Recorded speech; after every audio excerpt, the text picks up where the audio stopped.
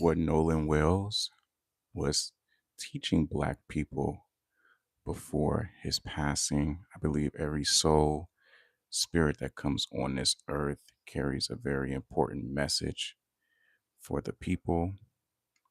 And there's a lot of wisdom and knowledge that can be extracted from, unfortunately, the tragic death of the young brother.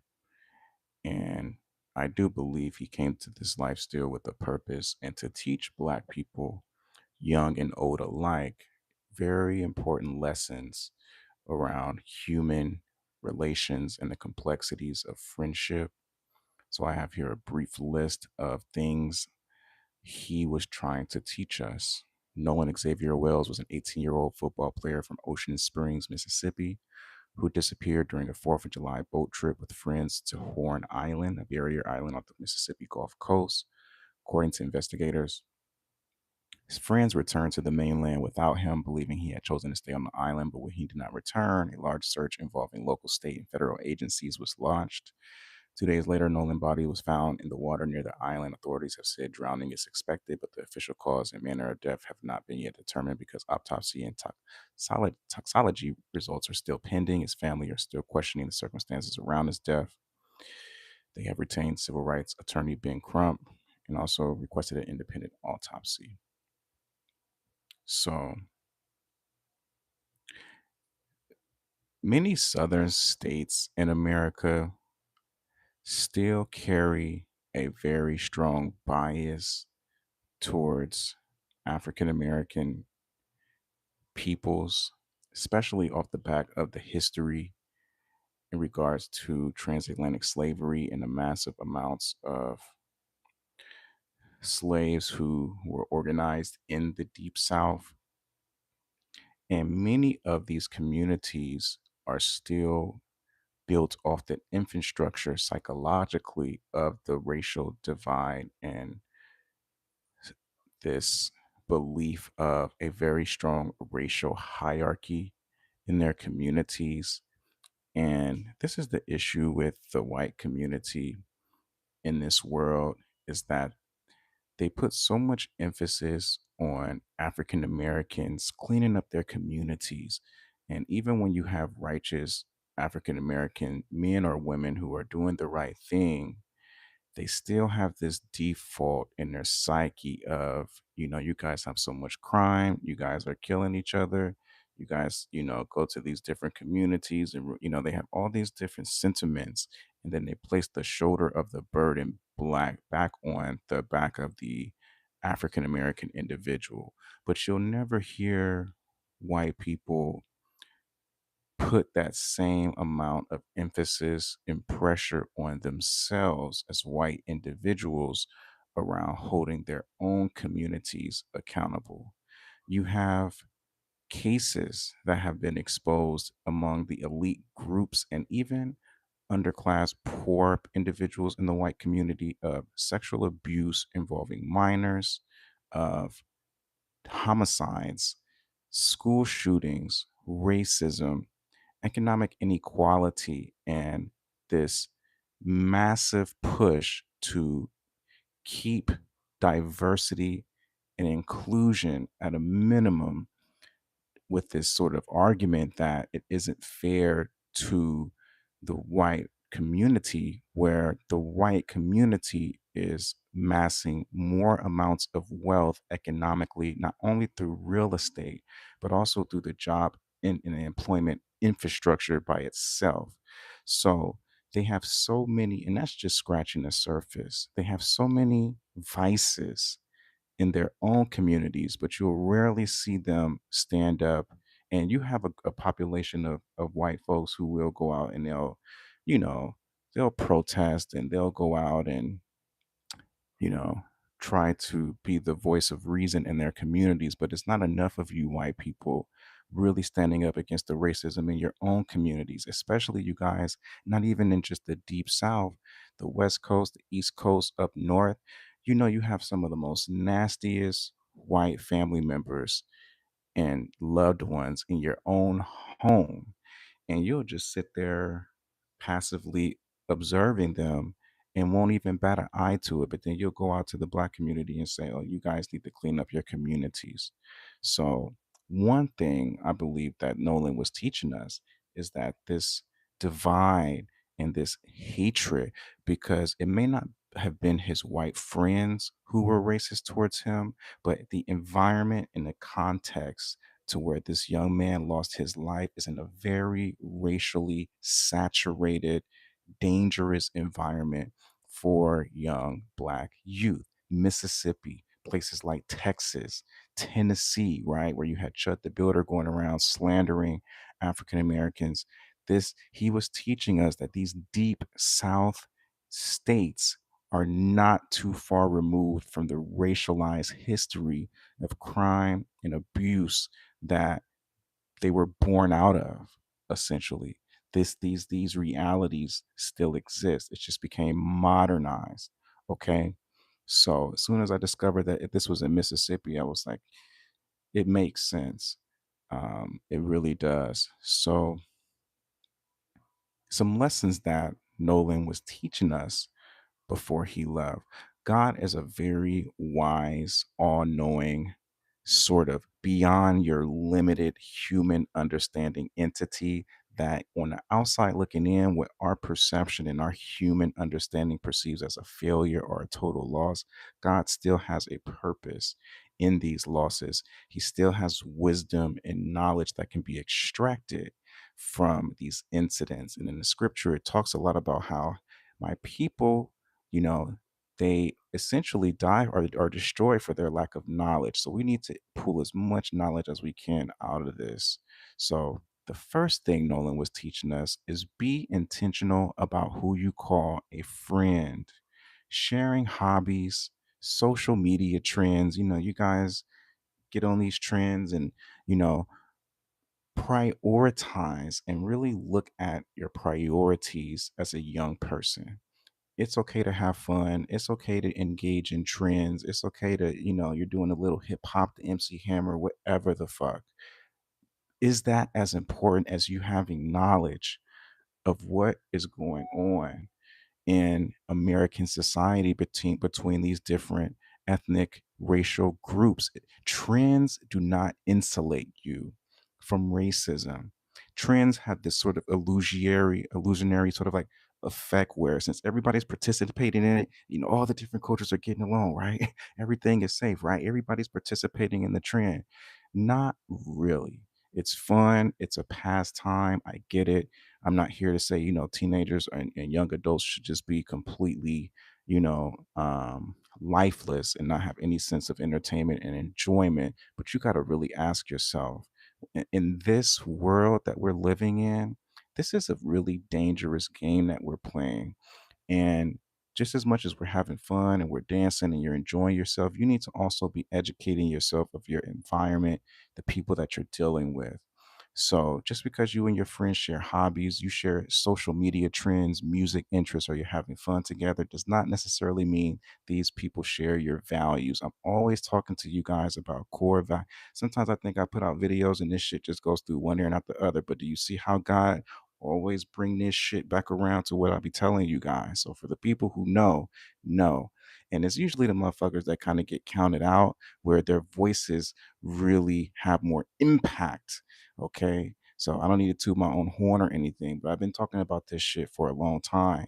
You knowing what your core values are, interests, hobbies, entertainment, all of that shit, is pastime. But you can have completely, totally different values from your wife.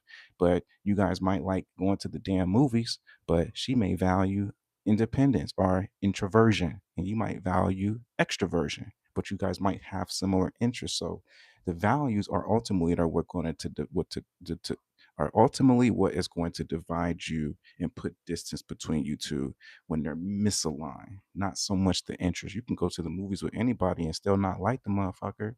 So choose friends who demonstrate loyalty, integrity, accountability, and genuine concern for your well being, not only when things are easy, but especially when situations become difficult. So I believe if Nolan Wells was here, he would re-emphasize to you guys, choose friends who align with what's important to you. It's important that we come back safe.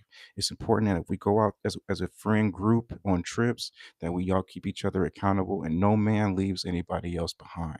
It's important that we all stick together, that each person's safety is just as important as the individual safety. This is important. This is the value we all share.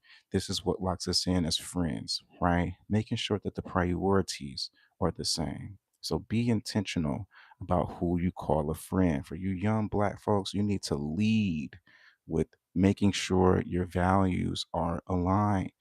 For lack of better words, what's important to me, what's priority to me, that we all leave here alive, that we all stay out of trouble, that we all have each other's back, that we all stick together. I need my friends to have that same priority, that same urgency. Two, choose people who value your safety as much as they value their own safety. True friendship means looking out for one another. The people you travel or spend time with should be willing to stay together, communicate, intervene when something feels unsafe, and avoid leaving anyone isolated. You younger Black people and in Black families in general, you guys have to get out of this fear of talking about race realities. I did a video on this. Should younger people learn about the race realities in this world? Barely got little to any views, but see, motherfuckers were watching these videos. We could be saving lives. Okay, it's like the information is out there. You got, and I'm not the originator, or the creator of the wheel. These discussions have been happening. Okay, but the chances of you guys digging up Dr. Francis Cress Welsing and then going to YouTube and listening to someone that's a little bit more, current is, is a little bit more, likely. So there's no excuse. There's so many pioneers that talked about this stuff, you know, and Black people got to stop listening to these white folks. All right. Because white people don't have the same race realities that Black people have. Okay. So when they're hearing other cultures talking about the difficulties they're experiencing because of their race, to white people they get upset, they're raising hell, but they don't realize they're the hand in the problem. And they're going to tell you, "Oh, you're making it about race. Oh, you're being racist." They don't even know the term what racism even means. Racism is a systemic sort of collective economic infrastructure where you have participants that have power, who have leverage to keep people from resources, to keep people from opportunities, and to even leverage and unleverage communities, unlevel communities where they can just choke the resources out of certain neighborhoods. That's racism. It's like, you have like your Buddhisms, right? You have your Hinduisms, right? These are collective, systemized belief systems, okay? And you can't tell me a Black person, now they can have prejudice towards you, they can discriminate towards you where they might have really unhealthy or harmful beliefs towards your group, absolutely. But don't no Black person hold any power in this country where they can completely insulate white people from resources. Okay, it's just not happening. So Black people might not like you. They may have their opinions about you, but you're still going in as the fucking CEO. You're still going in as the manager, as a supervisor. For the most part, your community is more represented in these positions by over 60, 70%. So it's just a way for in a way without a lot of white people I believe are not all built the same, so I don't look at them as a monolith, but it keeps you ignorant as Black parents when you have this fear of like, oh, I don't want to teach my teenager about race because I'm afraid that I'm going to be looked at as racist, or I have white friends and they're not like that. I bet you the parents wish they would have really took more time to educate their son about the race realities and keeping themselves safe and really being cautious, because what it boils down to is you have to be very intentional as a Black man what situations and what environments you put yourself in when you're underrepresented. That's what this race conversation boils down to. It isn't about hating anybody, it isn't about harming anybody. It's about, if you're Black, you need to be fiercely intentional of where you put your person, what situations you put your person in. You have to have like a metacognition where you need to be thinking, What could be some potential thoughts and ideas that this environment has about me based off of the history, even if there may be individuals who don't. A lot of times, the majority rules. The majority rules. And I can't stress this shit enough. So, true friendship means looking out for one another. The people you travel or spend time with should be willing to stay together, communicate, intervene when something feels unsafe, and avoid leaving anyone isolated. Three, discuss expectations before taking trips together. Before you guys are traveling with these friend groups, decide that no one leaves anyone behind.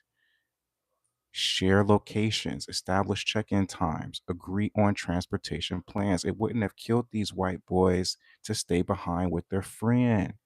And one of the white dudes, his mother was a judge. You mean to tell me with the resources and the knowledge she has, even if he would have stayed behind for Nolan, she wouldn't have pulled something together to keep all of them safe? That's what you're telling me? Look how quick they lawyered up. So they had money, they had finances. Lawyers are not cheap. That money that they use for these lawyers to protect their image and their ego, right? Could have been money used to keep all of you guys alive if you had to stay behind. What would it have cost you? A couple $100s? Few $100s? Lawyers are charging what, 500 an hour? And you mean to tell me they couldn't afford to pick you guys up if you had to miss the bus? You had to miss a boat. You mean to tell me these white parents wouldn't have the money to get you guys off that damn island? You got to think about these things. Share locations, establish check in times, agree on transportation plans, decide how the group will respond if someone feels unsafe. Make sure everyone knows emergency contacts. Preparation is an act of care, not paranoia. Four, trends do not protect you from real world risk. Participating in popular challenges, vacations, nightlife, or social media trends is a normal part of youth. However, following trends does not remove the realities of discrimination. And I think what makes it complicated for the youth, I can see their perspective where they are in the social media era. I was around before Instagram, I was around before iPhones, right? I was around before a lot of these cell phones. So you didn't have anything to connect with but the real world environments because you didn't have social media. The social media generation is going to struggle the hardest because social media fools you guys into believing racism doesn't exist because you all can pick up a cell phone and engage in some of the same trends. You guys can pick up a cell phone and engage in some of the same sort of, you know, entertainment activities, and it fools you guys into thinking everything is all good. You go on social media, you see the black girl with the white girl. You go on social media, you see the black people and the white people getting along, and your mind generalizes this to the entire community. Everything is all good. I'm safe. I don't have to worry about this shit. Look at my people. Look at my age group. They're good. You know, it's lies. It's lies. Yeah, you might have exceptions and you may have different pockets of people who, are able to get along and who are diverse, competent. Absolutely. But they do not speak for the majority of the group. They don't. Social media is a very much of an illusion generator. It fools these younger people into thinking that there's no social risk based on race. And it's a lie. There is. It very much is. So it says, however, following trends does not remove the realities of discrimination, violence, or other dangers that may exist. Entertainment should not replace situational awareness. That's what social media does in this younger generation. It removes their situational awareness. Five, learn to navigate different environments and cultures. Young people benefit from understanding how different communities, regions, and social settings operate. Awareness of cultural expectations, local laws, neighborhood dynamics, and historical tensions can help people make safer decisions without stereotyping others. Don't minimize these historical tensions in the deep South, on the West Coast, on the East Coast, up north. You need to have knowledge of these historical tensions. I think there was a wise man that once said, history ain't nothing but current events. History is current events. Six, safety should be a part of the plan, not an afterthought. Before attending an event or traveling, know where you're going, have multiple ways home, keep your phone charged, share your itinerary with a trusted friend or family, know where emergency services are located. Seven, loyalty is demonstrated through actions. The strongest friendships are built on consistency. A trustworthy friend checks on you, speaks up when something feels wrong, and stays committed to the group's safety instead of prioritizing popularity or over convenience. Okay, while we cannot know what Nolan Wells personally would have changed, many people have reflected on lessons such as these: trust your instincts. If the situation feels unsafe, leave. You do not owe anyone an explanation for protecting yourself. Never let peer pressure outweigh good judgment. Wanting to fit in should never require ignoring warning signs. Maintain communication with family or trusted adults. Someone should always know where you are and how to reach you. Know your exit plan before you arrive to your destination. Always have an independent way to leave if plans change unexpectedly. Pay attention to the character of people, not just their personality. And the character is always going to be hinged on their value, their priorities. Behavior always follows value. Look at what's priority to a lot of these folks. White people do not have the same priorities as African Americans. They don't. So you have to be careful in these days as a black person, even aligning yourself with these white folks. You have to be fucking careful. And I hate that it's this way because, ideally we should be able to coexist with each other, but that's not the world that we live in. We haven't created the conditions and the foundations to have that sort of interaction with each other. So don't fool your damn self. You have to be very cautious as a black person. If you're Indian, if you're Asian, if you're Mexican, you don't have to have that same caution because the history is different. The ideologies and the perceptions and the historical tensions and the sort of lens and frame of reference when they relate to these different cultures is not the same. But Black people, we're in a very precarious situation where you have to be cautious when you're interacting with different ethnic groups and ethnicities. You have to know historically there's a divide there, there's tension there, and you have to navigate with that knowledge, not responding with, you don't have to hurt anybody, you don't got to beat anybody up, you don't have to harm anybody, but you got to protect yourself. Value preparation as much as you value spontaneity. Fun and freedom are important, but planning ahead often prevents avoidable harm. Protect one another, whether you're the oldest or the youngest person in the group. Make it everyone's responsibility to ensure no one is left behind, ignored, or placed